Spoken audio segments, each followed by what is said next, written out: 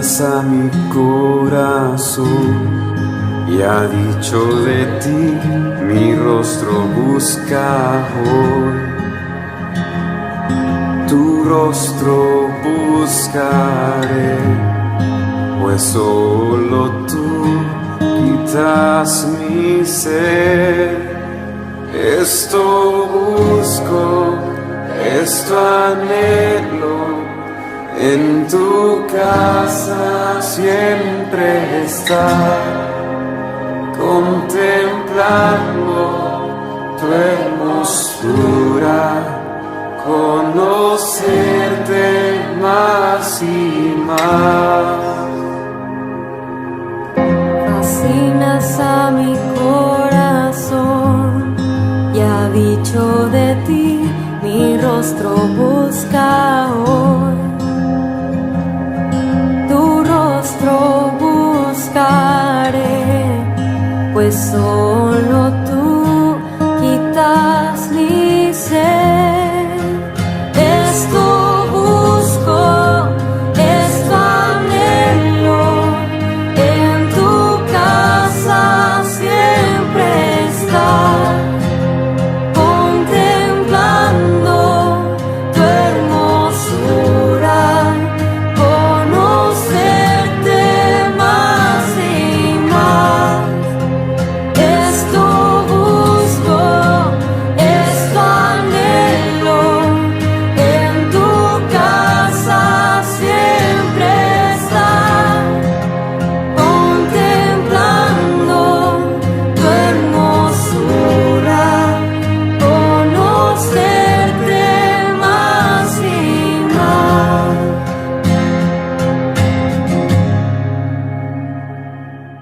Dios te bendiga, mis amados hermanos.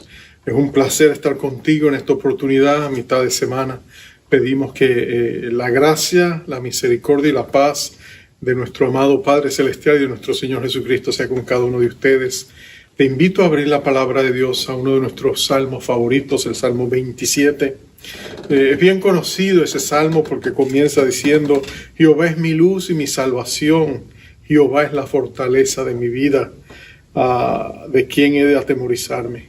Pero en esta ocasión no vamos a centrarnos en ese verso. Yo quisiera invitarte a leer en el Salmo 27 del 4 al 6. Está hablando del concepto de habitar en la presencia de Dios, lo que es hacer una morada, encontrar un lugar donde encontrarnos con Dios y cómo podemos hacerlo y la bendición de hacerlo. Así que yo te invito a leer ese verso. El verso 4, el verso 6 dice así la palabra de nuestro Dios: Una cosa he demandado a Jehová, y esta buscaré, que esté yo en la casa de Jehová todos los días de mi vida, para contemplar la hermosura de Jehová y para inquirir en su templo, porque él me esconderá en su tabernáculo en el día del mal.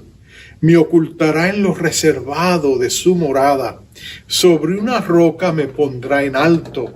Luego levantará mi cabeza sobre mis enemigos que me rodean. Y yo sacrificaré en su tabernáculo sacrificios de júbilo. Cantaré y entonaré alabanzas a Jehová. Dios bendiga su palabra. Padre, yo te pido en el nombre poderoso de nuestro Rey Jesucristo, que tú bendigas la vida de mi hermano, de mi hermana, de mis amigos que están escuchando este mensaje en esta ocasión. Tú conoces las luchas que ellos tienen, tú conoces las adversidades que ellos enfrentan en estos días difíciles. Oh Padre eterno, yo te pido que tú derrames sobre ellos tu abundante favor y gracia, tus tiernas misericordias para que les animen, les fortalezcas, tus bondades que son nuevas cada mañana en las vidas de tus hijos. Y Señor, que a través de este mensaje ellos puedan recibir nuevos bríos, nuevas fuerzas para seguir adelante en esta preciosa batalla de la fe en la cual nosotros nos encontramos y de la cual anhelamos, deseamos y esperamos salir airosos, porque tú batallas con nosotros y a nuestro favor. En el nombre poderoso de nuestro Rey Jesucristo te lo pedimos y te damos gracias. Amén, Señor. Amén. hombres y mujeres de una sola cosa. Es interesante que cuando nosotros miramos las vidas grandes de los hombres y de las mujeres en la historia, y tú de alguna manera enfocas sus vidas, te das cuenta que la mayoría de ellos eran personas de una sola cosa. Podía variar, pero eran una sola cosa. Recuerdo, pensando en uno de los grandes hombres de la historia, Martin Luther King, recuerdo el agosto 28 de 1963, aquel famoso discurso, mensaje que él dio allá en la capital, en Estados Unidos, en Washington, D.C., allí con más de 250,000 personas escuchando ese mensaje frente al monumento a Abraham Lincoln, conocido como el famoso discurso de Yo tengo un sueño, y cómo ese mensaje impactó y continúa impactando la vida de Estados Unidos. Recuerdo unas frases claves que él dijo en ese mensaje. Él dijo, todavía tengo un sueño profundamente enraizado en el sueño americano, que un día esta nación se levante y viva su credo. Mantenemos que estas verdades son evidentes, que todos los hombres son creados iguales. Yo tengo un sueño. Cuando tú miras a la vida de Martin Luther King, él era un hombre de una sola cosa: la lucha por los derechos civiles de las minorías. Es interesante que cuando tú miras otras grandes vidas, también te das cuenta que ellas eran personas de una sola cosa. Piensa en la Madre Teresa, su compasión por los menesterosos. Eso la definió a ella. Y podríamos hablar de otros grandes hombres y mujeres, William Wilberforce, Abraham Lincoln mismo, la emancipación de los esclavos en Estados Unidos y en Inglaterra. Eran hombres y mujeres de una sola cosa. Por eso Federico Myers, el famoso pastor inglés, solía decir, la gente de una sola cosa son irresistibles. Son irresistibles porque sus vidas nos inspiran, porque sus vidas nos permiten ver a través de la ventana de su actividad lo que puede llegar a suceder cuando una persona persiste, batalla y lucha por hacer esa sola cosa, algo impactante para el resto de nosotros. Bueno, el rey David en este salmo nos recuerda que él también era un hombre de una sola cosa. Él dice, una cosa he demandado a Jehová, una sola cosa le ha pedido a Dios. David era un hombre de una sola cosa. Reconocemos que David era un hombre multifacético. Él era rey, era músico, era poeta, él era guerrero, era líder militar. Él tenía muchos sombreros, por decirlo así, que ocupaban su cabeza. Pero el eje de su vida, el eje de la rueda, donde todas esas otras actividades giraban, todo giraba alrededor de una sola cosa. Y de eso es lo que él nos está hablando en este Salmo 27. Él nos está diciendo que la clave de su vida era sencilla. De hecho, el mismo Dios reconoció que David era un hombre de una sola cosa. Él dijo, este es un hombre conforme a mi corazón. En otras palabras, literalmente en el hebreo dice, él era un hombre que iba tras mi corazón. David no tenía muchas distracciones. Él era el hombre de una sola cosa y su deseo que va a cambiar todo lo que él hace y lo va a llevar del redil de las ovejas al trono de la nación de Dios, a la teocracia del Dios viviente en la tierra. Lo que lo va a hacer es que David es precisamente un hombre de una sola cosa. Una cosa he demandado. La palabra demandado suena fuerte en nuestras versiones. En el hebreo significa intensamente deseado, algo que se anhela con gran vehemencia. Es algo que obsesiona, que consume. Es algo que es tan profundo en el corazón de uno que uno lo desea con todas sus fuerzas. Y por eso él se lo pide a Dios. Él le dice, oh Señor, necesito esto, lo necesito con desesperación. Más que una demanda, es una súplica profunda, un ruego profundo de David al corazón de Dios.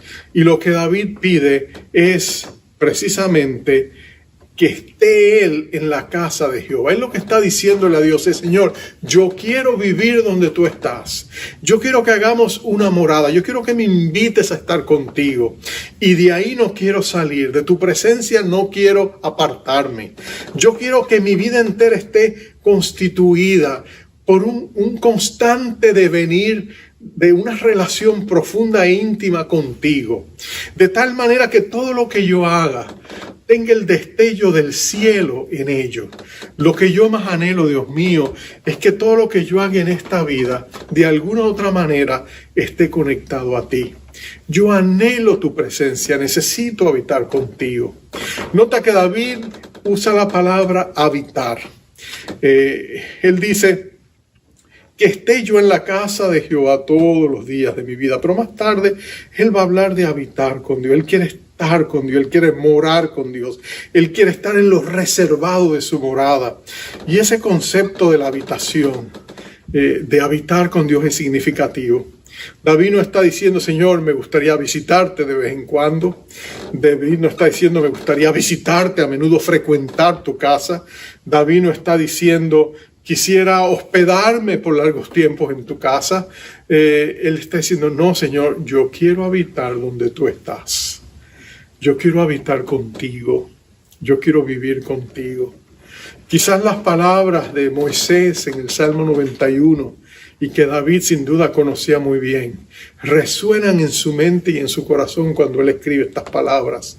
El Salmo 91:1 dice, el que habita al abrigo del Altísimo morará bajo la sombra del Omnipotente. Diré yo a Jehová, castillo mío y esperanza mía, mi Dios en quien confiaré. Y David eso es lo que anhela. Él anhela vivir bajo el abrigo de Dios, meterse debajo de sus alas, sentirse protegido. Él lo que anhela es estar allí con Dios. Él desea vivir con desesperación en la presencia de Dios. Y eso es lo que David está expresándole a Dios. Quiero habitar contigo. David lo anhela. David lo desea. Si tú conoces la historia de David, vas a conocer algo bien interesante. David quería hacerle un templo a Dios. ¿Tú te acuerdas? El arca del pacto había estado en el arca que Moisés había edificado, y sin duda que había sido renovado a través de los años, de las décadas. Finalmente, cuando estaba el rey Saúl y llevan el arca del pacto a una batalla, y en esa misma batalla perece Saúl, perecen sus hijos y la batalla es tomada cautiva. Después, cuando es regresada, porque el arca del pacto de Dios crea problemas para los filisteos, donde quiera que la ponen, todos se enferman. Entonces deciden, devolvámosela a los judíos porque no queremos que nos siga acabando. Estaban sufriendo de cáncer, todo tipo de tumores y enfermedades. Entonces cuando vienen se queda ocupado en un lado. Pero David quería edificarle un templo. Pero cuando David le pide a Dios que le permita edificar un templo, Dios le dice, no, David, no puedes ser tú el que haga un templo permanente. Tú has sido un hombre de guerra, tú has sido un hombre de batalla, tú has derramado sangre. Entonces no eres la persona, un hijo tuyo, un hombre de paz la va a edificar. Y David, por supuesto, sintió un poco quizás la tristeza, pero entendió a Dios. Pero nota que David, él anhelaba tanto estar y morar con Dios, que aunque no pudo hacerle el templo, le hizo un tabernáculo, sabiendo que sería temporal. El conocido tabernáculo de David lo montó en una pequeña colina, una colina llamada Sión, y allí él estableció no solamente el tabernáculo, transfirió el arca a ese tabernáculo, estableció un orden de adoración donde había alabanza 24/7, y allí él iba en la presencia de Dios para hacer varias cosas cuando él se encontraba allí. Y aquí David va a describir lo que él está haciendo.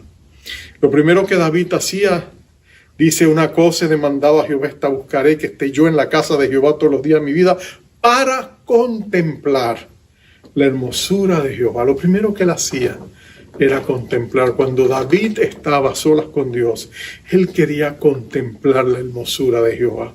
En otras palabras, él quería estar en su presencia.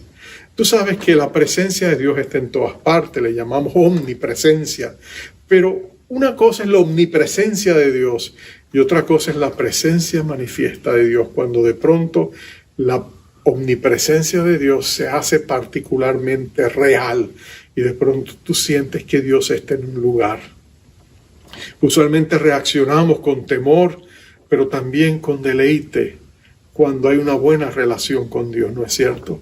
David quería contemplar la hermosura de Jehová. Él quería gozarse en la presencia de Dios. La palabra contemplar significa observar con atención, significa observar con interés, detenimiento. Es una reflexión serena, detenida, profunda sobre Dios, sus atributos. David lo que quería era estar allí, contemplar a Dios, estar en la presencia de Dios y de esa manera adorarle a Dios. Es interesante que nosotros vivimos en un tiempo donde la psicosis de la prisa usualmente nos roba del tiempo que nosotros daríamos a Dios. Cuando no estamos corriendo, estamos entretenidos, ¿no es cierto? Vivimos en un mundo que constantemente acapara nuestra atención. Si no estamos en nuestra ciudad ocupados haciendo muchas cosas y estamos en nuestras casas, gracias a la tecnología, nos envolvemos en tantas cosas, la gente o ve televisión o participa en juegos computarizados. La tecnología es una gran distracción y el problema es que muchas veces no tenemos tiempo para pausar, no tenemos tiempo para pensar, no tenemos tiempo para que los jugos creativos de nuestra imaginación empiece a visualizar lo que podría ser diferente y mejor en cuanto a nuestras vidas. Pero eso no es solo eso, ni siquiera a veces tenemos tiempo para estar en la presencia de Dios y para buscarlo y para descubrir la riqueza inagotable que recibe uno cuando está en la presencia de Dios. Usualmente tenemos que entrar en crisis para entonces reconocer que tenemos que conectarnos con Dios. Nos pasa como Ezequías, de pronto Dios nos da la noticia, pon tu casa en orden, te vas a morir, y de pronto ahí él se conecta con Dios y llora y le pide misericordia, se da cuenta de que él necesitaba la presencia de Dios. O estamos en otra crisis o en una situación y de pronto nuestra atención se levanta, quitamos nuestros ojos de lo que nos rodea y buscamos a un Dios porque estamos desesperados. Cuando nuestro amado Señor Jesucristo caminaba por toda Palestina, llevando los mensajes de las buenas nuevas, constantemente la gente venía a Él porque tenían necesidades, estaban en crisis. Querían escuchar de Él consuelo, fortaleza, sabiduría, pero también querían claridad para sus vidas o necesitaban un toque sanador de parte del Señor. Y cuando ellos estaban en la presencia de Jesús, sus vidas eran transformadas, sus vidas eran diferentes. ¿Recuerdas de María, la hermana de Marta, sentada a los pies de Jesús, contemplando y recibiendo el alimento espiritual que el Señor estaba dando a través de su enseñanza y de sus palabras? ¿Te acuerdas lo que ella lo disfrutaba? Ella era una mujer que, como David, había aprendido la importancia de contemplar a Dios, de buscar a Dios, de estar en una habitación con Dios, de buscar su rostro. Jesús nos dijo que era importante que cada creyente tuviera en algún momento del día un tiempo para entrar al lugar secreto de la oración y hablar con Dios y acercarse a las puertas de Dios y tocarle a la puerta. Jesús prometió, Él dice, si yo estoy a la puerta, llama, si alguno abre la puerta, yo entraré y cenaré con Él y Él conmigo. Era una metáfora que denotaba el interés de Dios de estar con nosotros. Cuando tú estás en la presencia de Dios hay paz, hay bendición. Ahí tú descubres que Dios es glorioso, maravilloso, poderoso. Nosotros anhelamos una revelación más profunda de Dios. Por eso David iba para contemplar a Dios, para buscarlo. Pero no solamente él iba para contemplar a Dios. Nota que él dice, y para inquirir en su templo. Él no solamente contemplaba a Dios, David quería inquirir. Inquirir es llegar al conocimiento de una cosa por medio de preguntas. Es indagar, es escrutar, es escudriñar, es examinar, es investigar, es averiguar, es analizar. David sabía que no era suficiente estar en la presencia de Dios Él quería conocer a Dios. Él quería descubrir cosas de Dios. Él quería que el Espíritu Santo le revelara de Dios. Él quería estudiar la palabra de Dios para conocer mejor a Dios. Y lo interesante es que Dios nos invita a hacerlo.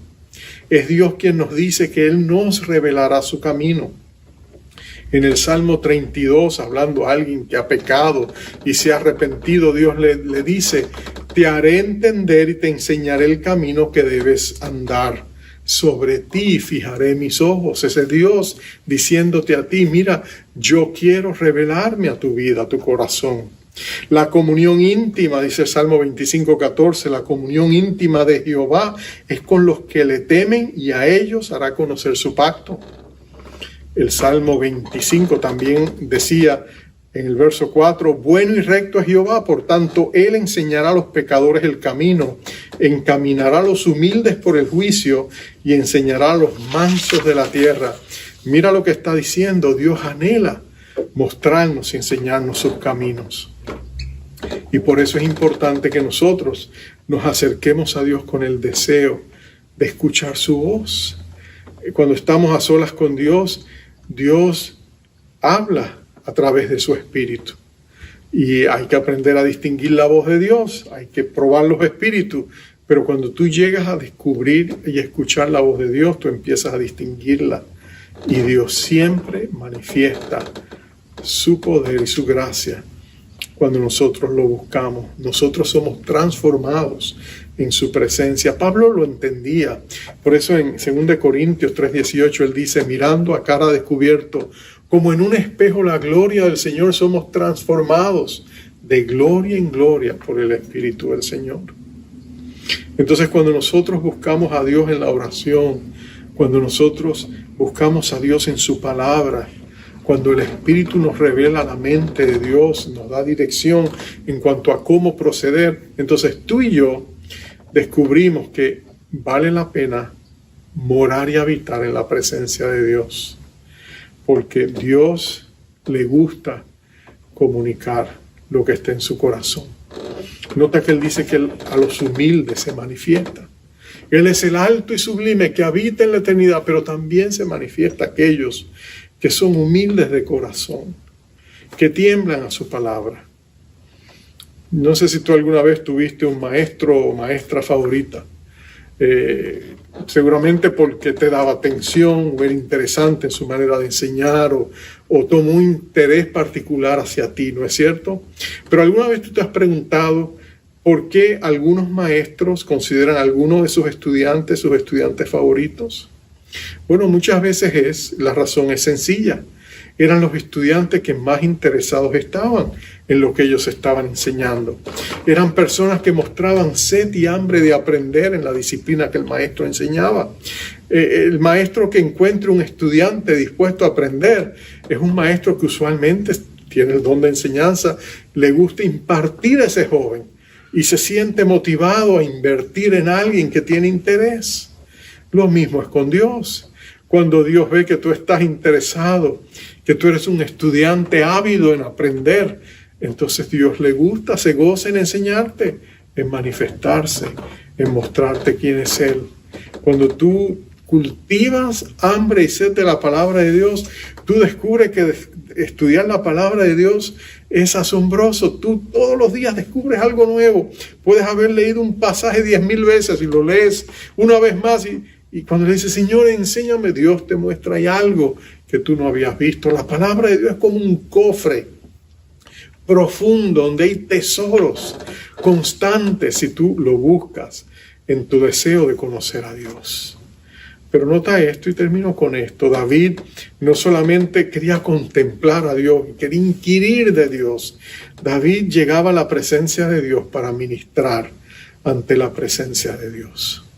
Y cuando hablo ministrar, hablo de un camino de 2 vías.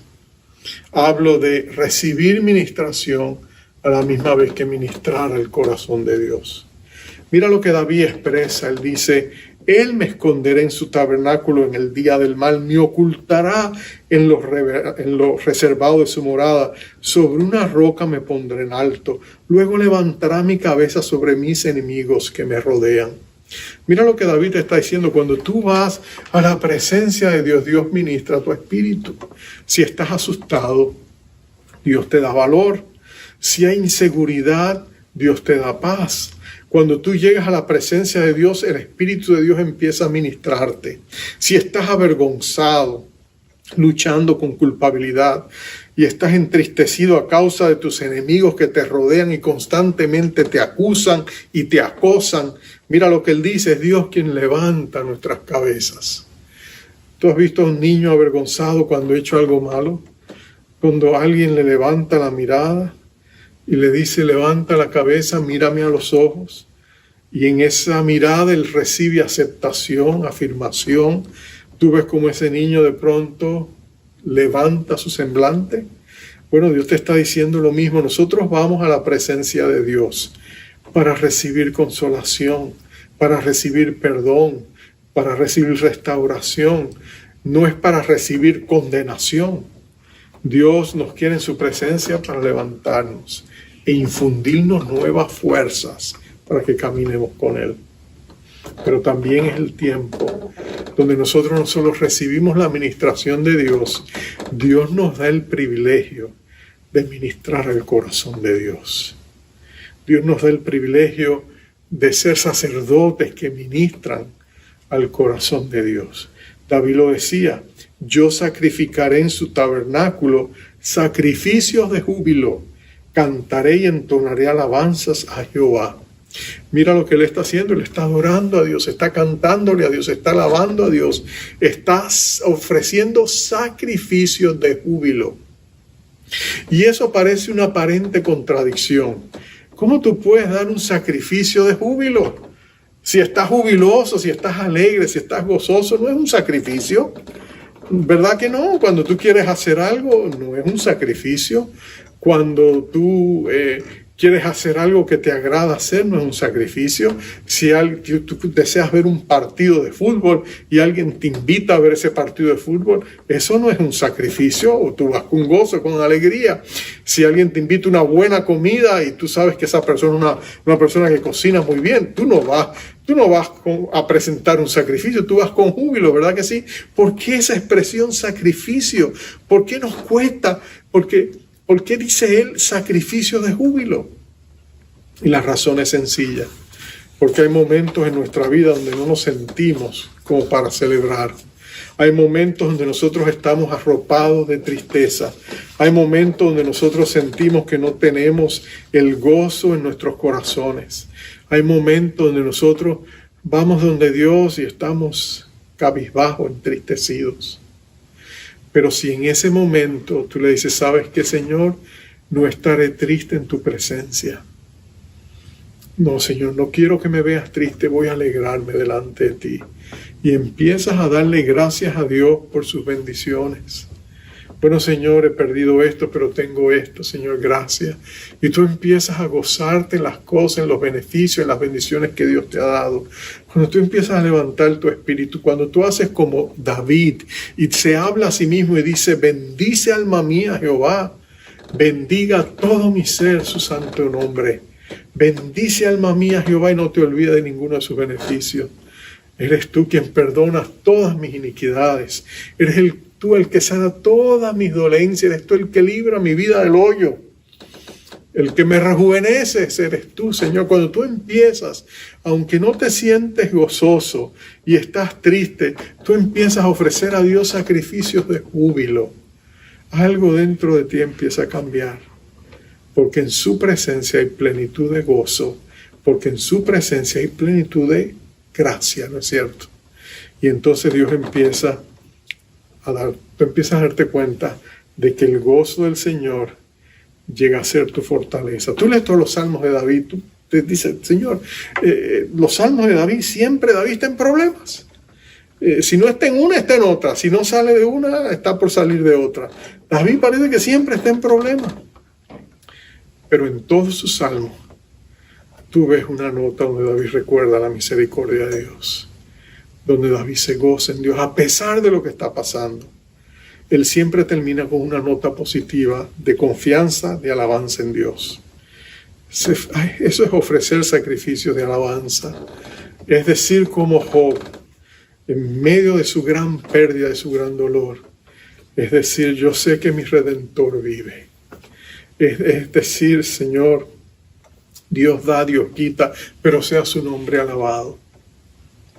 Ese es el corazón de un adorador que ofrece sacrificios de alabanza y sacrificios de júbilo, que aunque pareciera que no lo siente, pero él reconoce que Dios es más grande que su corazón y merece y es digno de ser alabado. Por eso, cuando David escribe este salmo, él anhela estar en la presencia de Dios, para contemplar la hermosura de Jehová, para inquirir en su templo y para ministrar y ser ministrado. Y eso es lo que David hace. Él ministra en la presencia de Dios. Bueno, días están llegando, dijo el profeta Amós, donde Dios iba a volver a levantar ese tabernáculo de David. El tabernáculo de David era un símbolo de la verdadera adoración, de la adoración espiritual. Y Jesús dijo, el día viene y ahora es cuando todos los adoradores adorarán a Dios en espíritu y en verdad. Tú y yo tenemos el privilegio de adorar a nuestro Dios en los buenos tiempos y en los malos tiempos. Porque ¿sabes qué? Los malos tiempos siempre son temporales, pero los buenos tiempos van a ser eternos. Y tú sabes que nos espera una gloriosa herencia y un cielo de esplendor, aquellos que han puesto su fe en Jesucristo. Entonces, cuando tú defines tu vida, cuando tú decides ser una persona de una sola cosa, y tú deseas que Jesucristo sea ese objeto de tu adoración, y tú decides que Jesucristo sea lo que va a llenar tu vida, entonces tú como Pablo vas a decir, para mí el vivir es Cristo y el morir es ganancia. Pablo también era hombre de una sola cosa, y por eso las páginas de la Biblia están teñidas con su testimonio, con su luz y hasta con su sangre. Pero tú y yo damos gracias a Dios por la vida de ese gran apóstol. Él también era un hombre de una sola cosa. ¿Eres tú una persona de una sola cosa? Tú puedes ser multifacético, David lo era, pero el eje de tu vida, ¿cuál es? ¿Es el Señor Jesucristo? ¿Te gustaría que lo fuera? Entonces, pidámosle a Dios, Señor, enséñanos a ser hombres y mujeres de una sola cosa, que tú seas el eje que mueve toda nuestra vida y nos guía a los propósitos eternos para los cuales tú nos creaste. Vamos a orar. Señor amado, en esta hora te expreso el deseo de mis hermanos y el mío. Señor, yo quiero ser un hombre de una sola cosa. Queremos ser personas de una sola cosa. Señor, queremos que en todas las distracciones que el diablo nos trae, en medio de todos los problemas que podamos estar enfrentando, en medio de las circunstancias distrayentes que nos han tocado vivir en esta pandemia, oh Señor, en medio de todo eso, escóndenos en tu tabernáculo y enséñanos a ser un pueblo de una sola cosa. Que para nosotros también el vivir sea tú, Señor Jesucristo. Y cuando nos toque morir, que sea ganancia. Oh Señor, que sea ganancia, porque estaremos en la presencia del Dios Todopoderoso que nos amó y se entregó a sí mismo por nosotros. Ayúdanos a ser hombres y mujeres de una sola cosa. Padre, traemos nuestra vida y la presentamos como una ofrenda delante de ti. La ofrecemos, Señor, y te pedimos que tú nos ayudes al recibirla, al volverla a tener de vuelta, a que nuestra vida sea diferente. Que realmente muramos a todo aquello que nos aparta de ti y vivamos para todo aquello que nos atrae a ti. Señor, ayúdanos a ser personas de una sola cosa, que Cristo sea el centro, el foco, que nuestra mirada esté puesta en el autor y consumador de nuestra fe. Oh Señor, ayúdanos a vivir para ti y a vivir contigo. Te pedimos esto también reconociendo que hemos fallado, y que muchas veces, Señor, ha sido tan fácil darte la espalda y enfocarnos en tantas otras direcciones. Pero no más, Señor. Queremos que tú seas el centro y el foco de nuestra vida entera. Ayúdanos a hacerlo. En el nombre poderoso de Cristo te pedimos esto. Amén, Señor. Amén. Amados, te envío como siempre con la bendición sacerdotal. Jehová te bendiga y te guarde. Jehová haga resplandecer su rostro sobre ti y tenga de ti misericordia. Jehová alce sobre ti su rostro y ponga en ti paz. Dios te bendiga. Cuando las lágrimas nublen tu fe, si de tu vida perdiste el valor, pero para aquellos que confían en el Señor, nada está perdido, Él tiene el control. Confía en Dios, enjugará tus lágrimas, te mostrará el camino que debes andar. Confía en Dios, entrégale tu vida, porque nada está perdido si confías en Dios. Nunca podrás decir, Dios no me habló, porque en este lugar su voz se escuchó. Porque para aquellos que confían en el Señor, nada está perdido, Él tiene el control. Confía en Dios, enjugará tus lágrimas, te mostrará el camino que debes andar. Confía en Dios, entrégale tu vida, porque nada está perdido si confías en Dios. Confía en Dios, enjugará tus lágrimas, te mostrará